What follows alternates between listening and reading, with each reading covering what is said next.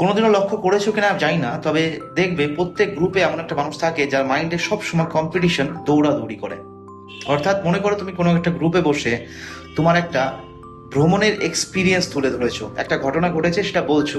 দেখবে তোমার অর্ধেক বলার সঙ্গে সঙ্গে সেই মানুষটি তোমাকে থামিয়ে দিয়ে তার এক্সপিরিয়েন্স বলা শুরু করবে, তার ভ্রমণে কি ঘটনা ঘটেছে বা ঘটেছিল সেটা বলতে শুরু করবে। এরকমই দেখবে অনেক সময় গ্রুপে বসে তুমি তোমার একটা সিম্পল পারচেস্টের কথা বলবে, যে কোনো একটা জিনিস কিনেছো, সেটার রিভিউ প্রেজেন্টেশন করার চেষ্টা করবে, সঙ্গে সঙ্গে সে কিন্তু উল্টে তার একটা বিগেস্ট পারচেস্টের কথা তুলে ধরবে।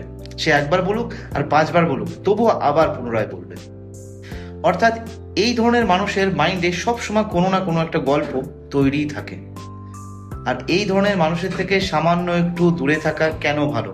যখন পাঁচজন মানুষ তোমরা বসে থাকবে, তখন পাঁচজন মানুষের কাছে পাঁচ রকম এডুকেশন পাওয়া যেতে পারে, পাঁচ রকম জ্ঞান আসতে পারে, কিন্তু এই একটা মানুষ শুধু তার কথাই বলবে, আর সমস্ত জ্ঞান অর্থাৎ তোমার জ্ঞান না ওরা পাঁচজন পাবে, না ওদের পাঁচজনের জ্ঞান তুমি পাবে। এর জন্য এই ধরনের মানুষের কাছ থেকে একটু সরে থাকাই ভালো, কারণ এরা আর কোনো রকম জ্ঞান তোমাকে পেতে দেবে না, শুধু নিজের গল্পটাই বলে চলবে।